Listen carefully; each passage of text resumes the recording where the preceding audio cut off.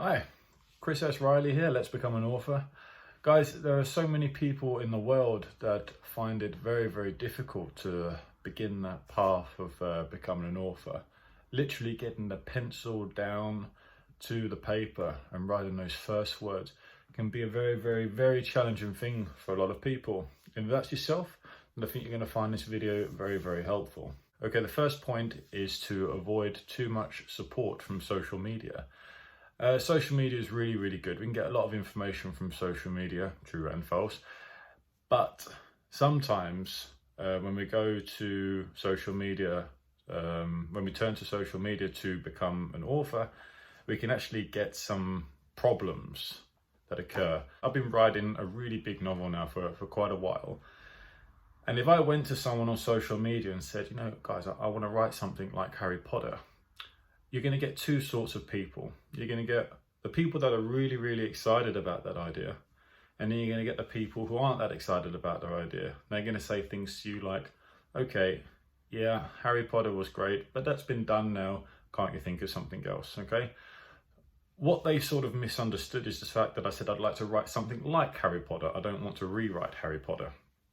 And so some people, when they go to social media to get support and they get responses back that are similar to that, that's stopping you from actually going forward with your idea. It's alienating your idea. And when you think about it, people don't buy all the books in the world. Okay, we'd like to think we do, but we don't. And that's because all the books in the world aren't for everyone. So if you go forward to someone with your idea and you say, okay, I want to become a writer, I want to get writing, and this is my idea. Some people are going to say to you, that's great. And other people are going to say to you, it's crap. And it's those people that are really going to bug you, that are really going to get to you. But they probably wouldn't have bought your book anyway, so why do you care? You should really be focusing on those people who would buy your book. But I don't think going to social media and finding out who is and who isn't going to buy your book is a good way to go, because you're going to get those negative responses. You're going to get people saying, that's not the sort of story for me. People like to say what they don't want more than what they do. But people like critiquing more than what they actually like to give compliments. Okay, so you're going to find that more often than not, a lot of people are just going to say to you that they don't think it's a good idea, etc., etc. So to prevent that experience of you never actually getting to start your book, I really recommend that you don't rely too much on social media. Okay, point number 2, okay? Before you write your book, really consider it. Before you put that pen down to the paper, consider, is your story one that you believe in? Now, that doesn't mean to say, is your story good, okay? I'm sure it is. I'm sure you have a perfectly great story that will do very well on the market that's in your mind. I believe that everyone has at least 10 to 100 stories inside of them. They don't just have one. We have loads of stories because we're good at telling stories. That's what humanity does. If you think that you've got a great story inside of you, which you do, is your story really something that you believe in? Do you believe in it so much that you think about it every day? Do you dream about it at night? Do you sit in class or have conversations with people, and while you're in that lesson you're getting inspirations about how you can apply anything that anyone said or anything around you, how you can apply it to your book? You know, the structure of a building, the way plants come out of plant pots, the way certain people move. You look at their walk, you look at their hair. You know, do you think about that every single day and then apply it to your book? Because you should. If you really believe in your book, that is how you should be. You will be addicted to writing it, addicted to the idea of writing that book. That is what makes a good author, and that's how you should start. You should be absolutely addicted to applying everything around you to your book in some small way or another, or if not everything, as much as you can. I do it. I see people, and I like the way that, like, you've got a potato body and you've got little guinea pig legs and things like that. I like noticing these things about people, and I'm like, okay, that would be really good in my book. And that's because I'm addicted to my book. I have to write this book because I believe in it so much. All right, so if you really, really believe in your book, then I think you're ready to write. The third point is just write. Just write your book. You don't have to make a massive dramatic scene about it. All you have to do is get your pencil on the paper and just write down what's in your heart, what's in your mind, what's in your soul. Get it out of your system and get writing straight away. I think some people are worried about starting becoming a writer and it not being very good. Let me be honest with you, it's probably not. But that doesn't mean it won't get better. When I first started writing, I wasn't very good either. I wrote down a few sentences. Sometimes they were far too long, the sentences. Sometimes they didn't make any sense. But the thing is that your first draft isn't your final draft, okay? So you just have to take time with it. You have to get started. Get started and you write the first sentence. And once you've written the first sentence, you learn from that sentence, and then you write the second and the third. And by the time you're on the 100th sentence, you've learned so much that you're ready to go back and start editing everything already. So don't get started thinking that you're the best writer in the world. Get started thinking you're going to be the best writer in the world. When it comes to writing those first words down on paper, it's really important that you have some notes. Okay, as I sort of said earlier on, you should be addicted to writing. Everything around you should be interesting to you because you're thinking, oh, how can I put this into my book? This is a great door frame, or that's an interesting floor, etc. You want to find ways of getting that into your book. You have to have notes everywhere. I mean, I've got notes on my phone. I've got notes on my computer.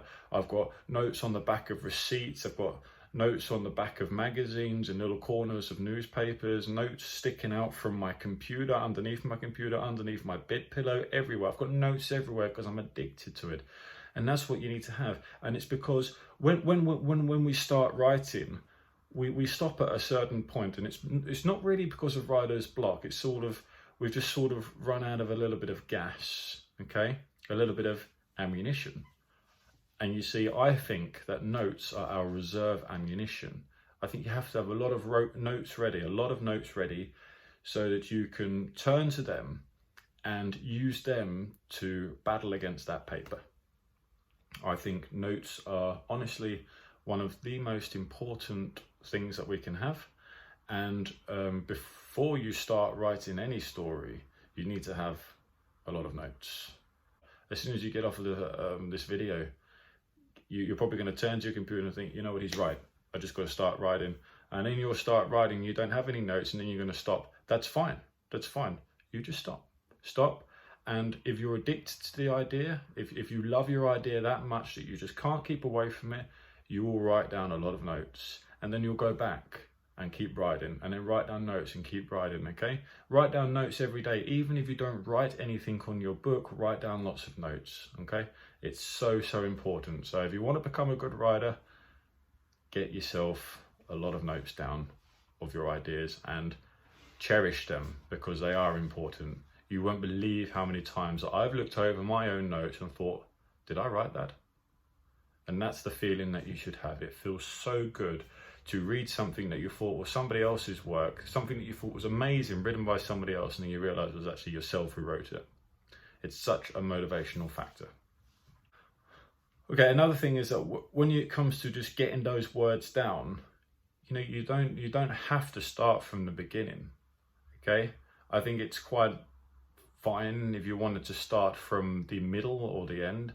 In fact, I actually prefer to sort of get the end of the book finished, because I know that I get so excited when I'm writing the book that if I was to write it from beginning to end, and I wrote the beginning and then I wrote the middle and then I wrote the end, I would be speeding through the end because I'm excited to get the book done, that the ending would probably be really bad. I think you should thrive during the middle and the end. And that's sort of what we do when we start the book. We're sort of thriving, and I think so it would be I think it's quite a useful idea to really start from the middle and the end. You can start from the beginning as well, no doubt, but I like to get the middle and the end sort of finished first, and I think that's a really good way to start your writing as well, so you already know what's going to happen at the end, and that means that you've got the end point ready, so you know where your book is heading. Does that make sense? Okay, the final point is to make sure that you actually have your manuscript, your actual story, and your notes in different places. I don't think it's a very good idea to have lots of notes all over your manuscript. And I mean on a computer. I think it's fine for you to print it out and then make notes and then edit that way. That's okay. But when you're getting started and you're writing a book, don't write some really good parts of the book and then like have lots of notes underneath or on top when you're writing and like in brackets, because it becomes a jungle, it becomes a mess, and then you start to wonder if what you're writing is actually any good and you start to doubt it. I mean, I've been writing for 5 years and I experienced that the other day. I was writing on one of my novels now, and I thought, God, this is crap. What I'm writing, what's wrong? And I thought about it for a minute, and I remembered, like, when I've got lots of notes that are sort of making it look more overwhelming, it doesn't go well. So I removed all of my notes and I put them into another file. So I have the name of my book, that is one document, and then I have another book, a document which is the name of my book and notes. Okay, and that means that I'm able to just go over to the notes page, just get some inspiration from my notes, and then go back to my actual book and then just keep writing. And I find that a really helpful way to write. All right, so I think that's pretty much what I wanted to say. So how to get started writing, if you just look at those points, I think that you'll find that it will really help you in your journey of starting to become an author. And in the long run, you'll also see what I mean. You're going to find it very useful. I hope you liked this video. If you did, just give me a thumbs up. That'd be really great. And if you want to hear a little bit more about what I have to say about becoming an author, then just subscribe to this channel, and we'll see you again next week. Thanks for now, and have a really good day. Bye.